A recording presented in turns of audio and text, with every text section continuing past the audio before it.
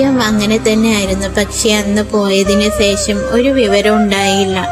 പിന്നീട് ഉണ്ണിയേട്ടന്റെ ഉയർച്ചകൾ മാത്രമേ കേട്ടുള്ളൂ. ഒരു സാധാരണക്കാരിയായ എന്നെ ഇനി അംഗീകരിക്കാൻ സാധിക്കില്ല എന്ന് എനിക്ക് തോന്നി. അർഹിക്കാത്തതൊന്നും ആഗ്രഹിക്കരുത് എന്ന് ഞാൻ സ്വയം വിശ്വസിച്ചു. ഒടുക്കം വീട്ടുകാർക്ക് മുന്നിൽ കീഴടങ്ങേണ്ടി വന്നു. എല്ലാം എന്റെ തെറ്റാണ്. സമ്പാദിച്ചിട്ട് വീട്ടുകാരുടെ മുന്നിൽ വരും എന്ന വാശി, പക്ഷേ അതൊരു തീരെ നഷ്ടമാവുന്നോർത്തില്ല. എന്നെ ഇഷ്ടാണ്, കാത്തിരിക്കണം എന്നൊരു വാക്കെങ്കിലും പറഞ്ഞിട്ട് പോവാമായിരുന്നു.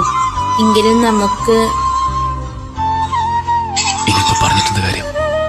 ഞാൻ നിന്റെ നമ്പർ തരാം, നീ ഇടയ്ക്ക് വിളിക്കാം. വേണ്ട ഉണ്ണിയേട്ടാ, ഞാനിപ്പോ മറ്റൊരാളുടെ ഭാര്യയാണ്. എല്ലാ അർത്ഥത്തിലും എനിക്ക് അങ്ങനെ തന്നെ ആവണം.